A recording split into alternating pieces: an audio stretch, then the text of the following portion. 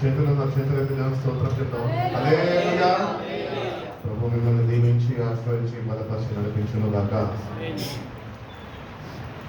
కాబట్టి దేవుని మందిరానికి ప్రతి ఆదివారం ఆయన పరిశుద్ధ నామాన్ని స్తుతించడానికి వస్తున్నాం. అవునా? ఎందుకంటే ఆయన దేవుడై ఉన్నాడు, మనము ఆయన ప్రజలై ఉన్నాం. కనుక మందిరానికి దేనికి వస్తామని మామూలుగా అవసరతలు తీరడానికి, దేవుని యొక్క సహాయము వేడుకొనడానికి, లేకపోతే దేవుడు ఏమైనా మన జీవితాల్లో మేలు చేస్తాడేమో అని తృప్తిపరచడానికి మనం వస్తుంటాం. కానీ మందిరానికి దేనికి రావాలి తెలుసా? ఇంకా ఆరాధించడానికి రావాలని ఒక బ్యాచ్ ఉంది. ఇంకా గారికి సంతోషం సమాధానం లేదంట, అందుకనే దేవుని మందిరానికి వస్తున్నాను. సంతోషం సమాధానం కొరకు దేవుని మందిరానికి వస్తున్నానంట. ఇంకా దేవుని మాటలు వినడానికి, ఇంకా ఇంకా ఉన్న బలం సరిపోతలేదు. చెప్పండి ఇంకా. మెయిన్ రీజన్ దేనికి రావాలి తెలుసా? దేవుని మందిరానికి, దేవుని బిడ్డలుగా మనము పరిశుద్ధపరచమని కొనడానికి రావాలి.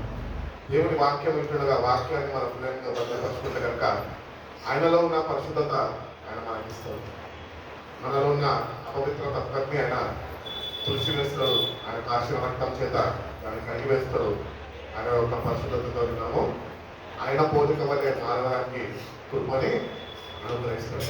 కాబట్టి ఏ చర్చికి వెళ్ళినప్పటికీ, ఏ గ్రామంలో ఉంటున్నప్పటికీ, ఎక్కడికి వెళ్తున్నప్పటికీ దయచేసి మర్చిపోవద్దు, చర్చికి దేనికి వెళ్ళాలంటే పరిశుద్ధపరచబడడానికి వెళ్ళాలి.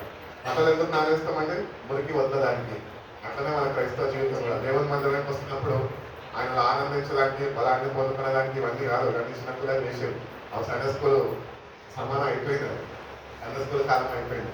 ఇప్పుడు మనము యవ్వన కాలంలో ఉన్నాము, పెద్దవారం అయి ఉన్నాము. ఇంకా కొన్ని సంవత్సరాలు అయితే ముసలి వాళ్ళం అయ్యేవారుగా మనం నడిపింపబడుతున్నాం. కాబట్టి ఇదే భక్తిలో బలపరచబడడానికి, అందులో ఆనందించడానికి, ఆయన మాటలు వినడానికి ఇట్లా వస్తే కనుక ఎప్పుడు పరిశుద్ధపరచబడం. అందుకనే మెయిన్ ఇంటెన్షన్ ఒకటి పెట్టుకోవాలి. ఏంటి అంటే నన్ను నువ్వు పరిశుద్ధపరచు దేవా, నీ సన్నిధికి నేను వస్తుండగా పరిశుద్ధతతో నేను నిన్ను ఆరాధించే కృపను నాకు నేర్పించు అనే దేవుడిని మన ఉదయకాలంలో కూడా నేను ఒక మాట చెప్పాను. ఏంటి అంటే when you meditate on the word of God, దేవుని వాక్యాన్ని మనం ధ్యానిస్తున్నప్పుడు he reveals his heart to you. ఆయన హృదయాన్ని మనకి తెలియపరుస్తాడు. And when we meditate on the word of God reveals the sin in us. మనలో ఉన్న పాపాన్ని దేవుని వాక్యము ధ్యానిస్తుండగా అది మనకి ఏమంటారు, మనలో ఉంటున్న పాపాన్ని అది తెలియపరుస్తుంటుంది, మనకి తెలియచేస్తూ ఉంటుంది. కాబట్టి చాలా మంది వాక్యం చదువుతారు, చదవడం కాదు, బాగానే ఉంది. కొంతమంది అయితే అదే పనిగా చదువుతారు. ఎందుకంటే ఏ సేవకుడు బోధించినప్పటికీ ఆ వాక్యం వాళ్ళ నోట్లోనే ఉంటారు, కానీ జీవితంలో మార్పు ఉండదు. అట్టి రీతిగా కాదు. వాక్యం ఎందుకు చదవాలి అంటే అది మనం సరిదిద్దుతుండగా, మనం సరిదిద్దబడడానికి దాన్ని మనం ధ్యానించే వారిగా మనం ఉండాలి. అందుకని భక్తులందరూ దివారాత్రులు దాన్ని ధ్యానించేవాడు ధన్యుడు. మరి ధ్యానించని వారి గురించి ఏంటి? ఇద్దరు ఉంటారు. ఎవరు వాళ్ళు? దేవుడు పిలిచిన వాళ్ళు ధన్యులు, ఆ దేవుడు ఇచ్చిన వాక్యాన్ని చదవని వారు అన్యులు. కాబట్టి వాక్యాన్ని చదవండి. మనలో ఏమైనా సరిదిద్దుకునే ఉన్నాయి, అవి వాక్యము చేత ప్రతిదినము సరిదిద్దబడే కృపను నాకు తెలిసే ప్రభా. పరిశుద్ధతలో నుంచి అతి పరిశుద్ధతలోనికి నన్ను నడిపించు. ప్రతిసారి ఆయన చెంత చేరుతున్నప్పుడు ఉంటున్న పాపంతోనే వచ్చి ప్రభా నా పాపాలను క్షమించు అని చెప్పి మళ్ళీ వెళ్ళి ఆ పాపంలో జీవించడం కాదు, కానీ ఆ పాపాన్ని తొలగించుకొని దేవుని యొద్దకు, అంటే పరిశుద్ధత యొద్దకు ఇంకొద్దిగా ముందుకు అడుగుపోయి వేసేవారుగా మనం ఉండాలి అని దేవుడు ఎంతగానో ఆశిస్తున్నాడు. కాబట్టి యేసు ప్రభు వారు ఈ భూమిపైకి ఎందుకు వచ్చాడు? అమ్మా, పాపులను రక్షించడానికి. కరెక్టే. నశించుచున్న దాన్ని వెతికి రక్షించడానికైనా వచ్చేసాడు. కాబట్టి అక్క చెప్పినట్టు బైబిల్ చెప్తున్నది ఏమనంటే పాపులను రక్షించడానికి వచ్చాడు. బైబిల్ అంటుంది రోమన్ రాసిన పత్రికలో భేదం ఏమీ లేదు, అందరం పాపం చేసి దేవుడు అనుగ్రహించిన మహిమను పోగొట్టుకున్నాము అని చెప్తుంది. కాబట్టి మందిరానికి దేనికి నడిపింపబడాలంటే ఏ మహిమ అయితే, ఏ పరిశుద్ధత అయితే మనం కోల్పోయినామో అది తిరిగి పొందుకునేదానికి ఆయన యుద్ధకు మనము రావాలి. దేవుడు అంట గ్రంథకర్త యెషయా ప్రవక్త ద్వారా మాట్లాడుతున్నాడు, నేనే నా ప్రజల యుద్ధకు నేను వస్తాను, నేనే వాళ్ళని వెతుకుతాను, నేనే వాళ్ళని మీద వేసి పిలుస్తాను అంటున్నాడు ఎజెకియెల్ గ్రంథంలో. కాబట్టి మనము దేవుణ్ణి ఆధారం చేసుకోవాలి, సేవకుల్ని కాదు. సేవకులు కూడా మనలాంటి మనుషులే. సేవకుల వైపు మనం చూసేవారుగా ఉండదు, కానీ సేవకులు ఏ దేవుడిని అయితే బోధిస్తున్నారో ఆ దేవుడితోని సన్నిహితమైన సావాసంలో మనము ముందుకి బలపరచబడుతూ నడిపింపబడాలి అని దేవుడు ఎంతగానో ఆశిస్తున్నాడు. ఉదయకాలం చదువుకున్న మన వాక్యం ఒక్కసారి చదవండి. యెషయా గ్రంథం 65వ అధ్యాయం. నన్ను వెతకని వారికి నేను దొరికి తిని నేనున్నాను, ఇదిగో నేనున్నాను అని నా పేరు పెట్టబడని జనముతో చెప్పుచున్నాను. తమ ఆలోచనలను అనుసరించి చెడు మార్గంలో నడుచుకొనచ్చు లోబడనల్లే ప్రజల వైపు దినమల్లా నా చేతులు చాపుచున్నాను. ఉదయకాలంలో ఈ వాక్యాన్ని ధ్యానించినప్పుడు ఒక చక్కటి పాట గుర్తొచ్చింది. బ్రదర్ డీజీఎస్ దినకరన్ గారు రాసింది.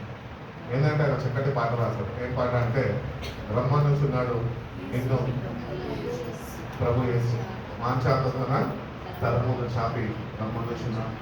కాబట్టి దేవుణ్ణి ఆరాధిస్తున్న మనం ఎప్పుడొకరు గుర్తించాలి. ఏంటి అంటే, దినమెల్లా తిరగబాటు చేస్తున్న మన జీవితాన్ని ఆయన చూసి ఆయన చేతులు చాపి ఉంచాడు. ఎందుకు చేతులు చాపి ఉంచాడు అంటే, మనం రక్షింపబడాలి అని, ఆ రక్షణ బాటలో మనం నడుచుకోవాలని, ఆయన చెంత మనము జీవించాలి అని, ఆయనతో కలిసి మనం జీవించాలని దినమెల్లా ఆయన చేతులు చాపి ఉన్నాడు. ఈరోజు మంచిదే, బాప్తిజం పొందుకున్నాము, సంఘానికి వెళ్తున్నాము, ప్రతిదినం ప్రార్థన జీవితం కలిగి ఉంటున్నాము, ప్రతిదినము వాక్యాన్ని చదువుతున్నాము, కానీ లోబడిన ప్రజలుగా మనం ఉంటున్నాం. అందుకనే దేవుడు అంట దినమెల్లా మన వైపు తన చేతులు చాపి. ఈరోజు మనం ఆయనను గుర్తించాలి. ఆయన నీ కొరకు నా కొరకు ఆయన వేచి ఉన్నాడు. ప్రభుని ఈరోజు గుర్తించగలుగుతాము మనం? ఎంతమంది నిజంగా ప్రభు ఇప్పుడు ప్రత్యక్షమైతే ఈయన నిజంగా ప్రభు అని గుర్తించగలుగుతారు? చెప్పండి, ఎట్లా గుర్తించగలుగుతారు? ఆయన చేతిలో గాయాలను చూసి, ఆయన దేహాన్ని చూసి, ఆయన ముళ్ళ గాయాలను చూసి మనం ఆయన గుర్తించడం. అందుకనే చక్కటి పాట భక్తులు రాశారు, ప్రియ యేసు రాజును నేను చూచిన చాలు, మహిమలోని ఆయనతో చాలు. ముళ్ళ ముగటమైన తలను చూసి ప్రతి ఒక్క గాయమును నేను పొందాను. కాబట్టి నీ కొరకు నా కొరకు మనని ప్రేమించి తను తాను రిక్తంగా మార్చుకొని కల్వరి సిలువకి తను తాను ఇష్టపూర్వకంగా మన నిమిత్తము మన స్థానాన్ని ఆయన కోరుకొని ఆయన కల్వరి సిలువలో ఆఖరబట్టు ఆయన పరిశుద్ధ రక్తాన్ని చిందించాడు. ఎందుకంటే ఈ తిరుగుబాటు చేసే ఈ ప్రజలు వాళ్ళ తిరుగుబాటు నుంచి వాళ్ళు విడుదల పొందుకొని ఆయనకి లోబడే బిడ్డలుగా, ఆయన కొరకు ప్రత్యేకింపబడిన బిడ్డలుగా, ఆయన కొరకు ఒక ప్రత్యేకమైన జీవితము, ఒక పరిశుద్ధమైన జీవితము జీవించేవారుగా ఉండాలి అని దేవుడు మనని ఏర్పరచుకున్నాం. కాబట్టి దినమెల్లా ఆయన చేతులు చాపుతున్నాడు. ప్రతిదినము క్రైస్తవులుగా మనం ప్రార్థన చేస్తున్నాం, దినమెల్లా ఆయన చేతులు చాపుతున్నాడు అని మనము గ్రహించలేని వారు, మనము జ్ఞాపకము చేసుకోలేని వారు మనం. ఎందుకంటే ఆయనతో మనకు సావాసం ఉంటే కదా.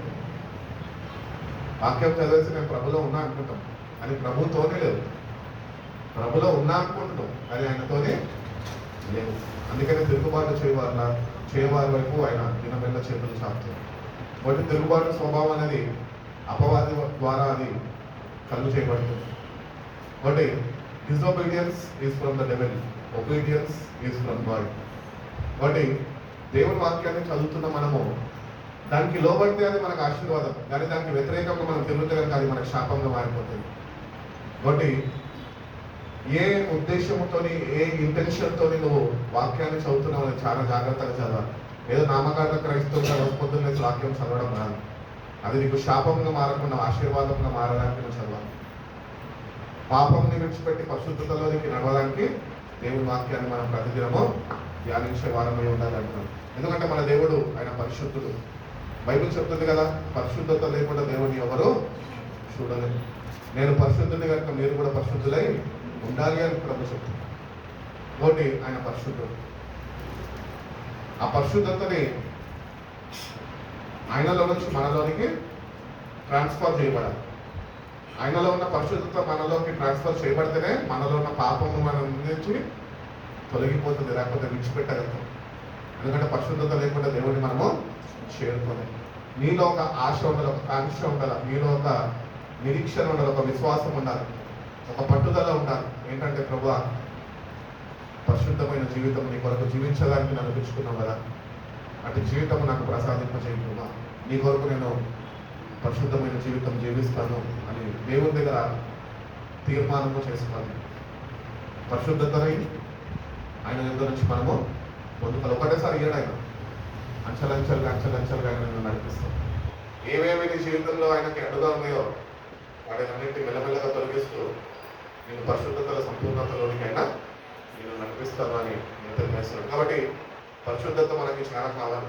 ఈ మధ్యన ఉదయకాలం కూడా చెప్పాను, ఏ సంఘంకి వెళ్ళినా కూడా వాక్యాలు చెప్పే సేవకులు కానీ వాక్యాన్ని అనుసరించే సేవకులు ఇక్కడ సంఘస్థులు కూడా అట్లనే ఉన్నారు. చదివే వాక్యం చదివే వాళ్ళు ఉన్నారు, దాన్ని అనుసరించి నడుచుకునే వాళ్ళు అరువైపోయినారు, ఎక్కడ లేదు. ఎవరెట్టు పోయినప్పటికీ నువ్వు నేను ఎట్లుంటున్నాం అన్నది చాలా ప్రాముఖ్యమైనది. ఎందుకంటే ఆయన నీ కొరకు నా కొరకు కూడా రక్తాన్ని చిందించాడు.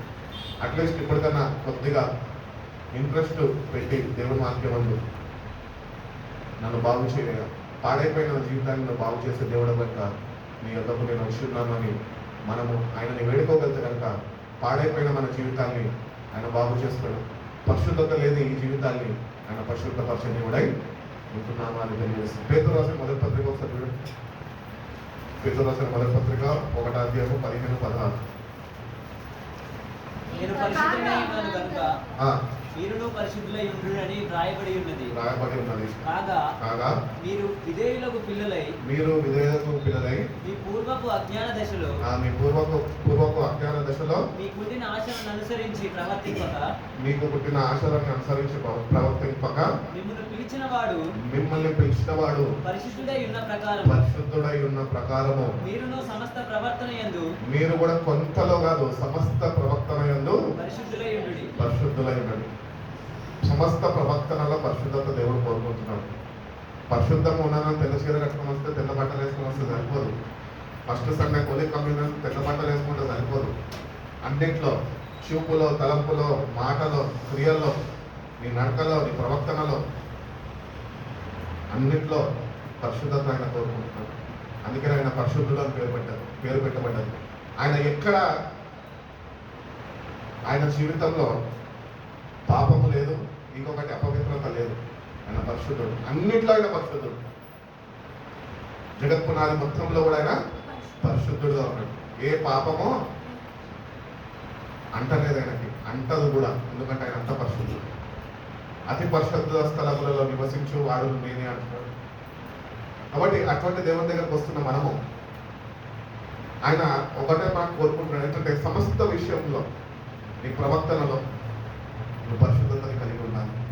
మనం కొన్నిట్లో పరిశుద్ధంగా ఉండడానికి ప్రయత్నిస్తూ ఉంటాము, కానీ వేరే వాటిలో ఉండలేకపోతుంది. నేను దేవుని వాక్యం ఏం చెప్తుందంటే అన్నింటిలో నువ్వు పరిశుద్ధంగా ఉండాలి అని దేవుడు. కాబట్టి పరిశుద్ధత లేకుండా దేవుడిని ఎవరు చూడలేము. మందిరానికి వస్తున్నాం, దేనికి రావాలి అని చెప్పాను? పరిశుద్ధ పరచబడడానికి రావాలి. నువ్వు పరిశుద్ధ పరచబడాలి అంటే ఒక పరిశుద్ధుడు ఉన్నాడని నువ్వు ఎరిగి ఉండాలి. అట్టి రీతిగానే నీకు ఒక ఆశ ఉండాలి. ఏంటంటే పరిశుద్ధమైన దేవుడిని నేను ఆరాధించడానికి వెళుతుండగా ఆయన దర్శనము కొరకు మనము ఎదురు చూసే వారమై ఉన్నాం. పరిశుద్ధుడు నేను ఎదుర్కొంటే కనుక నువ్వు పరిశుద్ధపరచబడతావు. పరిశుద్ధుడు నేను దాటకపోతే కనుక నువ్వు పరిశుద్ధపరచబడదు. అందుకే సంఘంలో కొంతమంది దేవుడిని ఎక్స్పీరియన్స్ చేయగలుగుతారు, ఆయన ప్రెజెన్స్ని ఎక్స్పీరియన్స్ చేయగలుగుతారు, ఆయన సంతోషాన్ని, ఆయన నెమ్మదిని, ఆయన సావాసాన్ని సంఘంలో చేరిన అందరూ ఎక్స్పీరియన్స్ చేయలేరు, కానీ కొంతమంది ఎక్స్పీరియన్స్ చేస్తారు. ఎందుకంటే వాళ్ళు ఒక ఆశతో వస్తారు.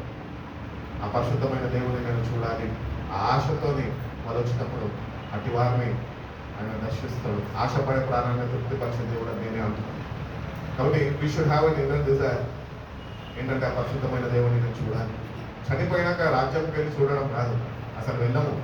ఎందుకంటే మనలో పరిశుద్ధత లేదు. ఈ భూమి మీద ఉన్నప్పుడే ఆ పరిశుద్ధుడు ఎవరో మనం తెలుసుకోవాలి. అందుకనే మర్దమై దావీదు కుమారుడా నన్ను దాటిపోకు అని కేకలు వేశాం. ఎందుకంటే ఆయన దాటిపోతే ఆ జీవితం పాపపు స్థితిలోనే ఉండిపోతుంది. అదే నువ్వు కేక వేస్తే ఆయన నీ కొరకు నిలబడతాడు. ఆయన నిలబడితే నీ జీవితంలో ఒక అద్భుతము జరుగుతుంది, నీ జీవితం మారుతుంది. కాబట్టి we should have an inner desire that we want to see God. నాకు ఒక ఆశ ఉంది, నిన్ను చూడాలని, యేసయ్యా నిన్ను చూడాలని ఆశ ఉంది అని పాడతాం. నిజమైన ఆశ ఉందా? మందిని చూడడానికి అయితే ఆశ ఉంటుంది, టీవీని చూడడానికి, ఫోన్లు చూడడానికి ఆశ ఉంటుంది, కానీ ఆయన చూడడానికి అంత సమయము మన దగ్గర ఉండదు. కాబట్టి అటు ఆశతో ఆయన దగ్గరకు వస్తే కనుక ఆయన పరిశుద్ధుడు కనుక ఆయన మనం దర్శిస్తాడు. ఆ పరిశుద్ధతని మనకి ఆయన అనుగ్రహిస్తాడు. రోమియోలు రాసిన పత్రిక 12:1 అంటాడు కదా, సజీవ యాగముగా కాబట్టి సహోదరులారా పరిశుద్ధమును దేవునికి అనుకూలమైన సజీవ యాగముగా మీ శరీరములను ఆయన సమర్పించుకున్నాడని దేవుని వాత్సల్యమును బట్టి మిమ్మల్ని బ్రతిమలాడుకుంటున్నాం. సజీవ యాగంగా మీ శరీరంతో మీరు ఆయనకి ఏం చేయాలి? సమర్పణ అంటే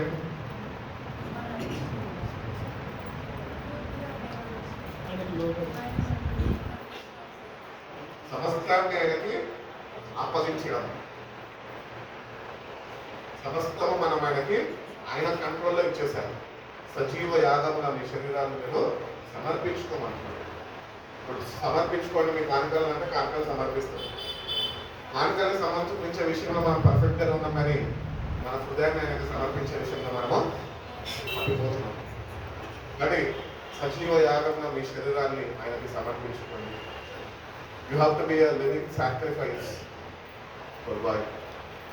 సజీవ యాగముగా మీ శరీరం సమర్పించబడితేనే ఆ పరిశుద్ధత మీకు లభిస్తుంది. శరీరాన్ని జయించలేము, కానీ పరిశుద్ధతను కోరుకుంటూ ఉంటాం. ఈ శరీరమే కదా మనం పాడు చేసింది, ఈ శరీరం ఇచ్చలే కదా మనకు ప్రభు నుంచి దూరం చేసింది. ఈ లోకంలో ఈ శరీరం ఆకర్షింపబడుతుంది కనుక మనం ప్రభుని విడిచిపెట్టేసి లోకం వైపు మనము వెళ్ళిపోయి ఉన్నాం. అందుకని భక్తులు అంటున్నాడు, సజీవ యాగంగా మీ శరీరాన్ని సమర్పించుకోండి. ఈ మాటని మనం ధ్యానిస్తే కనుక నువ్వు నేను కానీ మన శరీరాన్ని ఆయనకి సజీవ యాగంగా ఆయనకు సమర్పించుకుంటే, ఆ సమర్పణని ఆయన అంగీకరిస్తే, ఆ అంగీకారమైన ఆ సమర్పణ ద్వారా దానికి దేవుడిచ్చే ప్రతిఫలం ఏంటి తెలుసా? పరిశుద్ధత. ఆ పరిశుద్ధత నీకు కావాలి, ఆ పరిశుద్ధత నీకు ఇవ్వాలని దేవుడు ఆశపడుతున్నాడు. కాబట్టి సమర్పణ లేకుండా దేవుని దగ్గర నుంచి కార్యాలు మనకి చేద్దాం. ఇది స్పిరిచువల్ వైజ్ మాట్లాడుతుంది, ఆధ్యాత్మికమైన స్థితి గురించి మాట్లాడుతుంది. కాబట్టి దేవుల్లో మనం ప్రతిదినం ఎదిగేవారు ఉండాలి. ఈరోజు కొద్దిగా దేవుళ్ళు ఎదిగాము అంటే రేపటికి ఇంకొద్దిగా ఎదగాలి, రేపటికి దాని అవతల మరుసటి దినంకి ఇంకొద్దిగా ఎదగాలి. అట్టి రీతిగానే పరిశుద్ధతలో ఉన్నాము. ఫస్ట్ సండే నీట్గా వస్తామంటే అట్లా కాదు, ఎవ్రీ సండే నీట్గానే రావాలి. ఎవ్రీ సండే ఇస్త్రీ బట్టలు వేసుకునే రావాలి. పెళ్ళిళ్ళకి పోతే, అన్యుల పెళ్ళిళ్ళకి, ఆచారాలు చేయడానికి పోతే చక్కటి బట్టలు వేసుకొని నువ్వు మన దేవుని ఆరాధనకి వచ్చేటప్పుడు చక్కటి బట్టలు వేసుకున్నాడు. ఒక సేవకుడు అంట మన పిల్లలతో అంటా ఉన్నానంట, ఏంటంటే దేవుని దగ్గరికి వెళ్ళేప్పుడు నీకుంటున్న బట్టలు ఏవైతే ఉన్నాయో, వస్త్రాలు, వాటిల్లో బెస్ట్ది అది వేసుకొని వెళ్ళి దేవుడికి ఈ శరీరాన్ని సమర్పించాలని ఆరాధించాలి. కాబట్టి మనం బెస్ట్ అంతా మనం దాచిపెట్టుకుంటాం. ఎందుకు? లోకంలో ఖర్చు చేయండి, వేస్ట్ అంతా తీసుకొని వస్తాం ప్రభు దగ్గర. దేవుడు నువ్వు వేస్ట్ తెచ్చినామని నేను తోసాడు, కానీ ఆ వేస్ట్ అనేది తీసుకొని నేను బెస్ట్గా మారుస్తాడు. హల్లెలూయా. కాబట్టి సజీవ యాగంగా నీ శరీరమైన సమర్పించుకున్నావా? ఒకవేళ ఇంకా సమర్పించుకోలేదేమో మనం నేటికన్నా దేవుని అడుగుదాం. దేవా, సజీవ యాగంగా నేను నా శరీరాన్ని సమర్పించుకొని కృపను, అటువంటి శక్తిని, అటువంటి జ్ఞానాన్ని నాకు దయచేయి. ఈ శరీరాన్ని జయించే కృపను నాకు దయచేయి ప్రభు అని మనం దేవుడిని అడిగితే కనుక దేవుడు తప్పక మనకి సహాయం చేస్తామని తెలియజేస్తాం. ఎఫెసీయులకు రాసిన పత్రిక, హెబ్రీయులకు రాసిన పత్రిక 12:14 చూడండి. హెబ్రీయులకు రాసిన పత్రిక 12వ అధ్యాయము. సమానము కాదు, సమాధానముగా. నాకే తెలుగు రాదంటే నువ్వు ఇంకా నన్ను ఇంకా పట్టించేస్తావు అంటే అందరితో సమాధానమును అందరితో సమాధానమును పరిశుద్ధత కలిగి ఉండుటకు పరిశుద్ధత కలిగి ఉండుటకు ప్రయత్నించుడి. ప్రయత్నించుడి. పరిశుద్ధత లేకుండా పరిశుద్ధత లేకుండా ఎవడును ఎవడు ప్రభువును చూడడు. ప్రభువును చూడలేడు. కాబట్టి అందరితోనే సమాధానము మెయింటైన్ చేయాలి. పోట్లాడితే ఉన్న పరిశుద్ధత కూడా పోతుంది మనం. అందుకని పెంచి పెట్టుకునే స్త్రీలుగా పురుషులుగా మనం ఉండదు. సమాధానం, అందరితో సమాధానం కలిగి ఉండాలని దేవుని వాక్యం చెప్తుంది. నేను చెప్తే నాకు వింటే వినొచ్చు, లేకపోతే మానేయచ్చు. కానీ దేవుని వాక్యానికి లోపడాల్సిందే అందరం. నేనైనా అంటే వింటున్నా, మీరన్నా అంటే. కాబట్టి అందరితో సమాధానము నువ్వు మెయింటైన్ చేయగలిగితే ఆ పరిశుద్ధత నీకు ఉంటుంది. ఆ పరిశుద్ధమైన దేవుడిని నువ్వు కలిగి జీవించడం. సమాధానము లేకుండా నువ్వు దేవుని సన్నిధికి కూడా నువ్వు నడిపింపబడలేదు. ఈరోజు ఎంతోమంది సమాధానం లేకుండా దేవుని దగ్గరకు వస్తున్నారు. జీవితంలో సమాధానం లేదు. ఉద్యోగ విషయంలో, వివాహ విషయంలో, కుటుంబ విషయంలో సమాధానాన్ని కోల్పోయి ఆయన సన్నిధికి ఎందుకు వస్తున్నారు సార్? ఆయన సమాధానకర్త అయి ఉన్నాడు. అందుకే కోల్పోయిన సమాధానాన్ని తిరిగి నీకు ఆయన అనుగ్రహించడానికి ఆయన యుద్ధకు మనల్ని ఆకర్షించుకుంటున్నారు. కాబట్టి మీరు అందరితోనే సమాధానం ఉంది. అందరితోనే ఇంకేముండాలా? పరిశుద్ధత కలిగి ఉండుటకు ప్రయత్నించండి. పరిశుద్ధత కలిగి ఉండుటకు ప్రయత్నించాలంట. అందరితో అంటే సంఘస్థులలో కాదు. మన దగ్గర ఉన్న పెద్ద ప్రాబ్లం అదే. బయట ఇచ్చబడిగా తిరుగుతాము. చర్చికి రాగానే ప్రైజలాడ్ బ్రదర్, ప్రైజలాడ్ సిస్టర్ అని చెప్తాం. ఆమె సిస్టరో బ్రదరో బయటకి వెళ్ళాక తెలుస్తుంది దేవుడికి. ఇంటి రీతిగా మనం బతుకుంటుంది. ఇంటి రీతిగా కాదు, అందరితోనే దేవుడు కోరుకుంటున్న రీతిగా సమాధానం కలిగి ఉండాలా, పరిశుద్ధత మెయింటైన్ చేయాలి. ఎందుకంటే దేవుడి బిడ్డల్లో ఒక గుర్తింపు పొందుకున్నాం. ఆయన సొంత రక్షకుడిగా అంగీకరించాం. క్రీస్తు రక్తంలో మనం కడగబడి ప్రత్యేకమైన జనాంగముగా మనము మందిలో నుండి వేరు చేయబడ్డాం ఆయన కొరకు. కాబట్టి మందిలో కలిసినప్పుడు పందిలాగా ఉండడం కాదు, వాళ్ళతోనే పందిదాన స్వభావం వద్దదంట. అందుకని అంటారు, పందితోలు ఎంత ఉతికినా నలుపే కానీ తెలుపు రాదు. మన హృదయం కూడా అంతే. వస్తాము, వింటాము, మళ్ళీ వెళ్ళిపోయి అదే మురికిలో కలిసిపోయి సింహాసనం మీద పెడితే ఉంటుంది అది. నువ్వు చూస్తున్నంతసేపే ఉంటుంది. నువ్వు ఒక్కసారి తల పక్కన తిప్పినావా ఎక్కడ ఉంటుంది అది? బురదలో ఉండదు, మూసీ నదిలో ఉంటుంది. హైదరాబాద్ బురదంతా ఎక్కడ కలుస్తుంది అక్కడ ఉంటుంది. మన జీవితాలు కూడా అంతే. మందిరానికి వచ్చినప్పుడేమో పరిశుద్ధులుగా మనము నటిస్తాము, బయటకు వెళ్ళగానే పాపిష్టి లోకంతో మనం కలిసిపోతున్నాం. కానీ దేవుడు ఏమంటున్నాడంటే అందరితోనే మీరు పరిశుద్ధంగా ఉండాలి, మెయింటైన్ చేయాలి. నువ్వు బయటకు వెళ్ళినా ఇట్లనే ఉండాలి. చర్చలు ఎట్లుంటావు అట్లనే ఉండాలి. బయట కూడా నువ్వు అట్లా ఉండడానికి లేదు, ఇట్లనే ఉండాలి. బయటకు వెళ్ళినప్పుడు నీ మాస్టర్ గారు మనం ఎంత భయభక్తులు వెళ్తున్నావో బయట కూడా అది మెయింటైన్ చేయాలని దేవుడు చెప్తుంది. ఒకటి మనము మన జీవితాన్ని చూసుకుంటే కనుక మనం ఎట్లున్నాం తెలుసా? ఊసరు అది రంగులు మారుతూ ఉంటుంది. రెడ్ కార్పెట్ మీద కూర్చుంటే రెడ్ కలర్ అయిపోతాము, బ్లాక్ కార్పెట్ మీద పోగానే బ్లాక్ అయిపోతుంది. ఇది మన ఆత్మీయ పరిస్థితి ఈరోజు. అందుకే దేవుడు అంటున్నాను, అందరితో మీరు ప్రయత్నించండి, మెయింటైన్ చేయండి. నువ్వు ఆయనతో నువ్వు కలిసి ఉండగలితే, ఆ పరిశుద్ధతలో నువ్వు నివసించగలితే, ఆయనతో నీకు సావాసం ఉండగలితే, అట్టి సావాసంలో నువ్వు ముందుకు నడిపింపబడగలితే కనుక నువ్వు తప్పక అందరితో పరిశుద్ధత ఉండడానికి ప్రయత్నించేవాడుగా ఉంటావు. ప్రయత్నించడంలో తప్పులేదు, అది ప్రయత్నించకపోతేనే ప్రమాదం ఉంటుంది. ప్రయత్నించు, దేవుడు సహాయం అడుగు. ప్రభా, మందిరంలో వెళ్ళి నేను ఎట్లయితే భక్తి పరుడుగా నేను కూర్చుంటున్నాను, బయట లోకంలో కూడా అట్టి భక్తిలో నేను కొనసాగించుకునే కృపణ నాకు దయచేయండి. సహాయం నాకు కావాలి ప్రభా. ఆ పరిశుద్ధత నేను పోగొట్టుకోకుండా స్నేహితులతో కలిసినప్పుడు నేను దూరం చేసుకోక ప్రభా, అది కాపాడుకొని కృపణ దయచేయండి. పోతే పోనీ ఫ్రెండ్స్ వద్దాయి, వాడు అక్కడికి రాడు. నేను చెప్తున్నా, నా లైఫ్ ఒక సాక్ష్యం. వాడు అక్కడికి రాండి. కోటేశ్వర్లో ఉండొచ్చు, మీ ఫ్రెండ్స్ మినిస్టర్ కొడుకులు ఉండొచ్చు, చూడడం ఉండొచ్చు. వాళ్ళ దగ్గర పోయి నీ పరిశుద్ధతని కోల్పోయే ప్రమాదము అటువంటి కార్యపాలు వాళ్ళలో ఉంటే కనుక వాళ్ళని విడిచిపెట్టి మానేసుకో. ఫ్రెండ్షిప్ మానే అక్కడనే. నీకు కావాల్సిన ఫ్రెండ్షిప్ దేవుడితో. నువ్వు పరిశుద్ధంగా ఉండాలి. పరిశుద్ధ జనాంగంలో మనం చూసుకున్నాం, సపరేట్ చేసుకున్నాం మనం.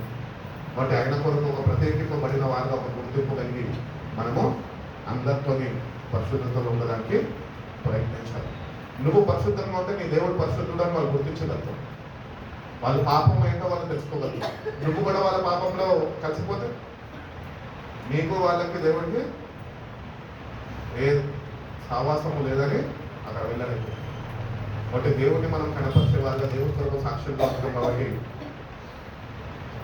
మన సర్కిల్లో, ఫ్రెండ్స్లో maintain the holiness of the lord. దేవుని యొక్క పరిశుద్ధతను మనము మెయింటైన్ చేసే వారిలో మనం ఉండాలి అని దేవుడు ఎంతగానో ఆయన కోరుకొని ఉన్నాడు. అదేవిధంగా మనం చూసుకున్నట్లయితే ఇప్పుడు ఏం చదువుకున్నాం, ఎబ్రిల్ రాసే పత్రికలు ఉంటున్నాం కదా. మోషే అది నిర్గమకాండము 15వ అధ్యాయము చదివాడు. నిర్గమకాండము 15వ అధ్యాయము 11వ వాక్యం. మరియాము ఇంకా మోషే యెహోవా యెహోవా, వెలుపులలో నీ వంటి వాడెవడు, వెలుపులలో నీ వంటి వాడెవడు, పరిశుద్ధతను బట్టి నీవు మహనీయుడవు, స్తుతి కీర్తనలను బట్టి పూజ్యుడవు, అద్భుతములు చేయవాడవు, నీ వంటి వాడెవడు, నీ వంటి వాడు ఎవరు. కాబట్టి ఈ మోషే ఇంకా మిరియాము వాళ్ళు పాడిన కీర్తన. వాళ్ళు ఎందుకు దేవుడి గురించి అట్టి రీతిగా వర్ణించగలిగారు అంటే వాళ్ళు దేవుడు లాంటి సావాసం కలిగి వాళ్ళు జీవించారు. ఆయన పరిశుద్ధతను వాళ్ళు చూస్తారు, ఆయన పరిశుద్ధతలో వాళ్ళు నివసించున్నారు. అందుకని అంటారు, నీ వంటి వారు ఎవరు లేరయ్యా, నువ్వు అంత పరిశుద్ధ, అతి పరిశుద్ధుడు, పరిశుద్ధ స్థలంలో నివసించిన వాడు అని బైబిల్ చెప్తుంది. మనం ఎక్కడ ఉన్నాము? పాపిష్టి లోకంలో ఉన్నాం. ఈ పాపిష్టి లోకంలో ఉంటున్న మనుషులని పరిశుద్ధమైన దేవుడు అతి పరిశుద్ధ స్థలంలో నుంచి మన కొరకు దిగి వచ్చాడు. కల్వరి శిలువలో మనల్ని పరిశుద్ధపరచడానికి ప్రాయశ్చిత్త బలిగా తను తాను వ్యక్తులుగా మార్చుకొని ఆయన రక్తాన్ని చిందించి మనల్ని పవిత్రపరచాడు. కాబట్టి ఆయన వంటి దేవుడు ఈ భూమి మీద ఎక్కడ లేడు. అంత గొప్ప దేవుడిని ఆరాధిస్తున్నాము. మరి అంత గొప్ప దేవుడు అతి పరిశుద్ధుడు కనుక ఆ పరిశుద్ధత మనం కూడా కలిగి ఉంటేనే మనం ఆయన ఎదుట నిలిచి ఉండగలుగుతాము అని తెలియజేస్తాం. ఎఫెసీయుల రాసిన పత్రిక 1:4 మాట ఉంది చూడండి. ఎట్లనగా తన ప్రియుని యందు తాను ఉచితంగా మనకి అనుగ్రహించిన తన కృపా మహిమకు కీర్తి కలుగునట్లు తన చిత్త ప్రకారమైన దయా సంకల్పము చొప్పున యేసుక్రీస్తు ద్వారా తనకు కుమారులుగా స్వీకరించుటకై మనల్ని ముందుగా తన కోసం నిర్ణయించుకొని మనము తన ఎదుట పరిశుద్ధులమును నిర్దోషులమునై ఉండవలెనని జగత్ పునాది వేయబడక మునుపే ప్రేమ చేత ఆయన క్రీస్తులో మనల్ని ఏర్పరచుకొని ఆయన కొరకు ఆయన మనని జగత్ పునాది వేయబడక మునుపే, అంటే ఈ ఆకాశము, భూమి, నక్షత్రాలు, సూర్యచంద్రాలు ఇవన్నీ ఆయన సృష్టికి ముందే ఆయన కొరకు క్రీస్తునందు మనం ఏర్పరచుకున్నాడట. నిందారహితులుగా పరిశుద్ధులుగా ఆయన ఎదుట మనము ఉండాలి అని. ఇది కానీ మన జీవితంలో ఇక్కడ లేకపోతే మనం అక్కడ ఉండం. ఇది మన జీవితంలో ఇక్కడ ఉంటేనే అక్కడ ఉండదు. అందుకని అంటున్నాడు, ఇక్కడ మెయింటైన్ చేయండి. ఫస్ట్ ఇక్కడ మెయింటైన్ చేస్తే ఈ మెయింటెనెన్స్ బట్టి అక్కడ ఉంటుంది ప్రతిఫలం. నువ్వు ఇక్కడ ఈ పరిశుద్ధతని కలిగి జీవించక అపవిత్రపరచబడి అపవిత్రతలను నువ్వు ఈ యాత్రని ముగించేసుకొని పరిశుద్ధ స్థలంకి చేరాలి అంటే అవని పని. కాబట్టి దేవుడు మనం జగత్ పునాది వేయబడుతుంటే ఆయన ఎదుట మనని క్రీస్తునందు మనని ఏర్పరచుకున్నాడు. కాబట్టి we are chosen people, royal priesthood, యాజకుల సమూహమైన ఆయన కొరకు ప్రకాశించేవారుగా, జ్యోతుల వల్ల చీకటి లోకంలో వెలిగేవారుగా మనం వచ్చాం. అందుకనే చీకటికి వెలిగిపోయేది శాంతి. మనం రెండో వైపు ఉంటాం. ఇటు దేవుడు కావాలి, ఇటు లోకము. ఏదో ఒకటే కోరుకో అంటున్నాడు దేవుడు. నీకు నేను కావాలా, నీకు ఇదంతా కావాలా అంటున్నాడు. మన ఆన్సర్ ఏమంటుంది? సోమవారం నుంచి శనివారం మనకు అది కావాలి, ఆదివారం మాత్రం నువ్వు కావాలి. ఇది మన జీవితం. కష్టం ఉన్నప్పుడు నీ దగ్గరకు వచ్చేస్తాం ప్రభావ, కష్టం లేనప్పుడు అక్కడ ఉంటాం ప్రభావ. ఇటు రీతిగా ఉండద్దు. మనము ఆయన కొరకు ముందుగానే ఏర్పాటు చేయబడ్డ వాళ్ళు. వాటి ఏర్పాటులో ఉన్న మనము దాన్ని గుర్తించి దానిలో నిలకడగా ఉండడం నేర్చుకోవాలి. ఒకవేళ నువ్వు ఏర్పాటుని శ్రద్ధ వహించి కాపాడుకోకపోతే కనుక తొలగిపోతావు. దాని నుంచి నష్టపోయేది నువ్వే. వాడు జగత్పురాన్ని వేయబడకుండా తల్లి గర్భంలో రూపింపబడకుండా నేను నీకు రియున్నాను, నేను పేరు పెట్టి పిలుచుకున్నాను, నీవు నా సొత్తు అన్నాడు. ఇంకేం కాదు? ఇంత భరోసా కలగజేసిన ఆయన మనం ఆయన ఇంకా మనము నమ్మక ద్రోహులుగానే ఉంటున్నాం. అందుకనే అంటున్నాడు, మీరు నమ్మదగిన వారు కానప్పటికీ నేను నమ్మదగిన వాడను అంటున్నాడు. నేటికన్నా ఆయన మాటల్ని మనము జ్ఞాపకం చేసుకొని నెమ్మది వేసుకొని జీవితాన్ని ఆయనకు సమర్పించుకొని ఆయన కొరకు ముందుగానే ఆయన నేను కోరుకున్నాడు కనుక నువ్వు ఈ జీవితంలో ఆయనని కోరుకొని ఆ పరిశుద్ధతలను ముందుకు ఆయనతో కొనసాగలిగితే కనుక తప్పక ప్రతిఫలము ఆయన రాజ్యము నీకు ఆయన ఇస్తాము అని ఆయన తెలియపరుస్తున్నాడు. సమయం గ్రంథం చూడండి, మొదటి సమయాలు 2:2. యెహోవా వంటి పరిశుద్ధ దేవుడు యెహోవా వంటి పరిశుద్ధ దేవుడు ఒక్కడునూ లేడు, నువ్వు తప్ప మరి ఏ దేవుడునూ లేడు. మన దేవుడు వంటి ఆశ్రయదుర్గము ఏదీ లేదు. ఎవరి ప్రార్థన ఇది? హన్నా ప్రార్థన. అంటే హన్నా దేవుని అంతగా హద్దుకున్నది కనుకనే దేవుని గురించి అంత జ్ఞానం ఆమెకు ఉన్నది కాబట్టి ఆమె చెప్తున్నది, నీ వంటి వాడు ఎవరు లేరయ్యా, నీ అంత పరిశుద్ధుడు ఎవరిని నేను ఇప్పుడు చూడలేదు, ఎదుర్కోలేదు అని చెప్తున్నాను. హన్నా ప్రార్థనలో ప్రభుని కలుసుకున్నది. అంత వేదనతో అంత రోదనతో ప్రార్థన చేసింది.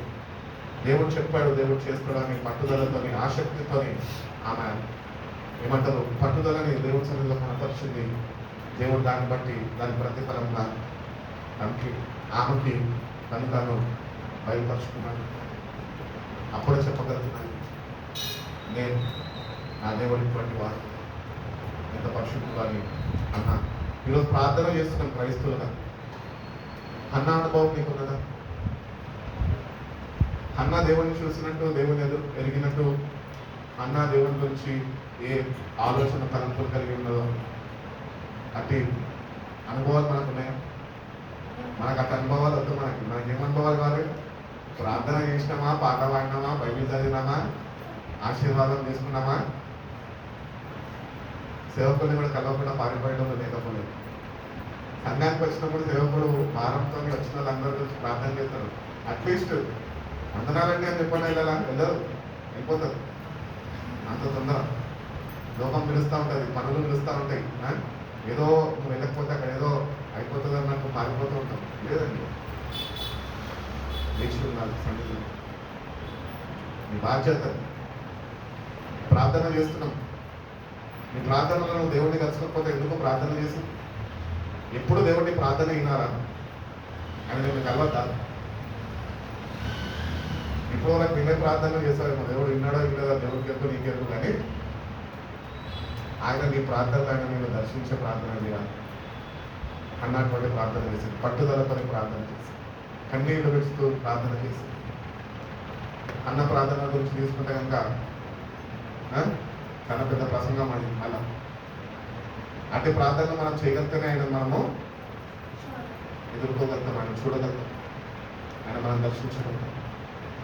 వాటి నామకార్థం ప్రార్థనలో జీవితం విడిచిపెట్టి ప్రభుని చూడాలన్న ఆశతోని, పట్టుదలతోని, కన్నీటితోని నిజమైన సహాయములు ఎవరి నుంచి కావాలయ్యా. నువ్వు నాకు సహాయం చేయకపోతే నాకు ఇంకెవరు చేసేవారు లేరయ్యా అని కన్నీటి నుంచి నిన్ను నువ్వు సంపూర్ణంగా ఆయన మీద ఆనుకునే వ్యక్తిగా నువ్వు కనపరుచుకోగలిగితే ప్రార్థనలో ఆయన నేను ఒంటరిగా విడిచిపెట్టే దేవుడు కాదు, కంపల్సరీ నేను వచ్చి దర్శిస్తాను. నేనున్నాను బిడ్డ, భయపడకని చెప్పి ఆయన ప్రత్యేకమైన కోణంలో రీతిలో నేను దర్శిస్తాను. మనలో ఆశ ఉన్న ఆసక్తి మనం కనపరిస్తే ఆయన మనని ఆయన దర్శిస్తాడు. ఎజికియేలు గ్రంథం 38:23 ముగించేస్తుంది. ఎజికియేలు గ్రంథము 38 23 నేను యెహోవానే ఉన్నానని అన్యజనులు అనేకులు తెలుసుకున్నట్లు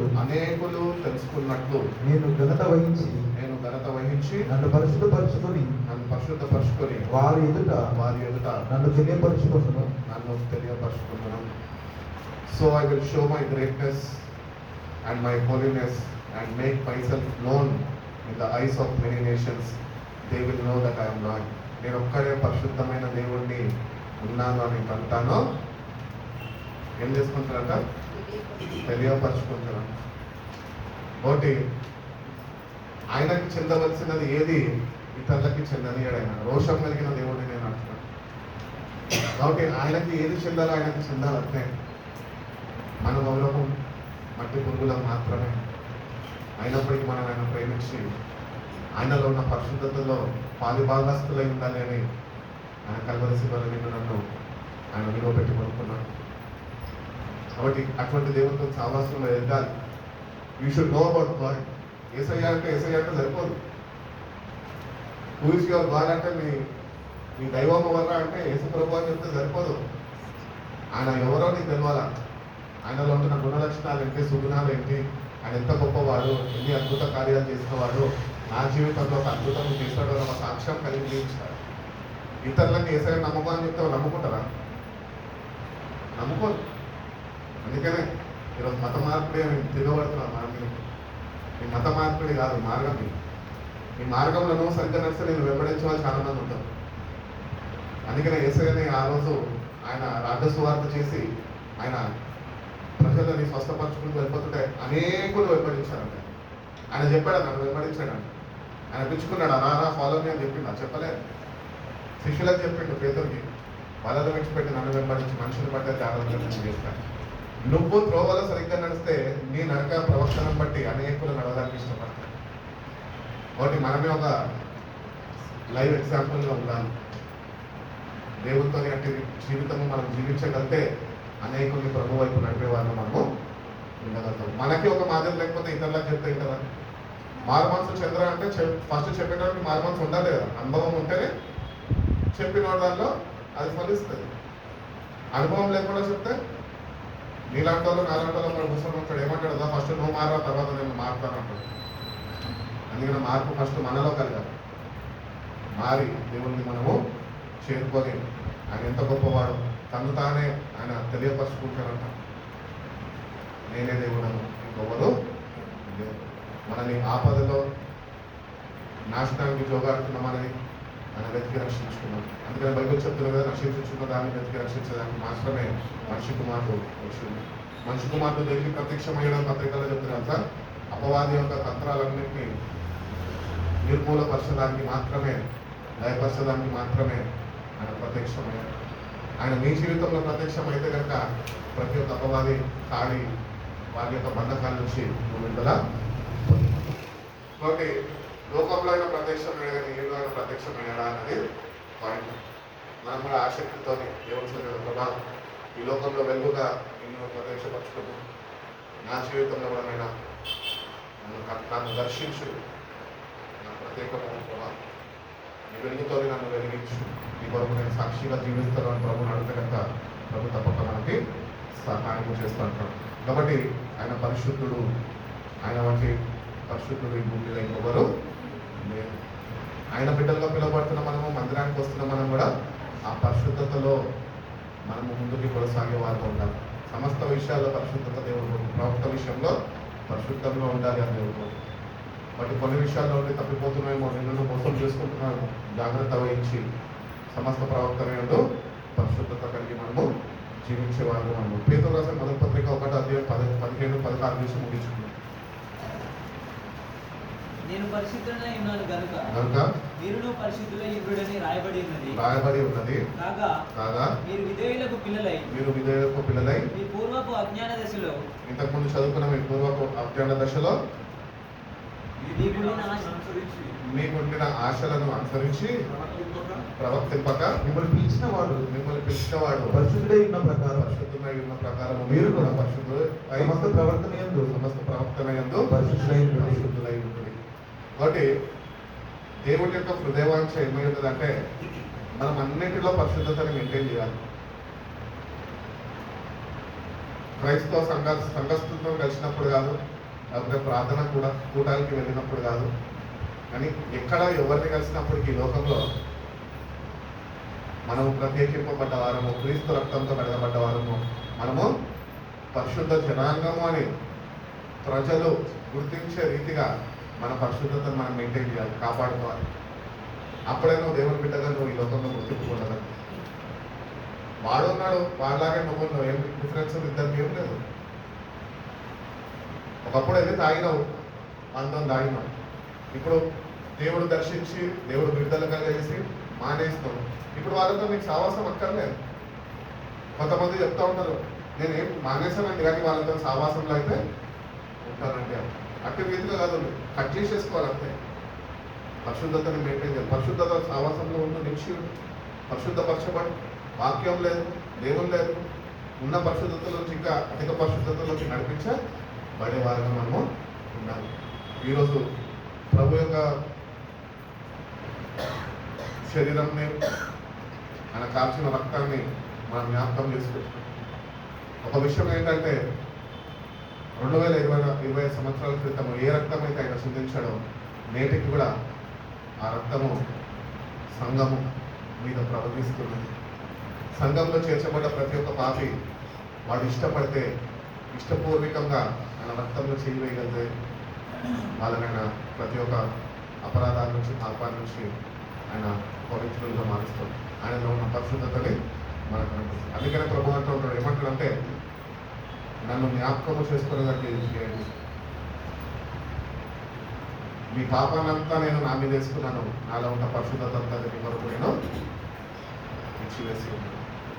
కాబట్టి ఆయన నిన్ను పరిశుద్ధపరచడానికి ఇష్టపడుతున్నాను. మోషేకి కూడా చెప్తాడు, ఇస్రాయేల్ ప్రజలకు చెప్పు, రేపు నేను వాళ్ళ మధ్యలో నివాసం చేయబోతున్నాను కాబట్టి వాళ్ళని ప్రత్యేకించుకొని పరిశుద్ధపరచుకోమని చెప్తున్నాను. కాబట్టి ప్రతిదినం మనం ప్రభుని ఎదుర్కోవాలంటే ప్రతిదినము పరిశుద్ధత ప్రక్రియలను కొనసాగాలి.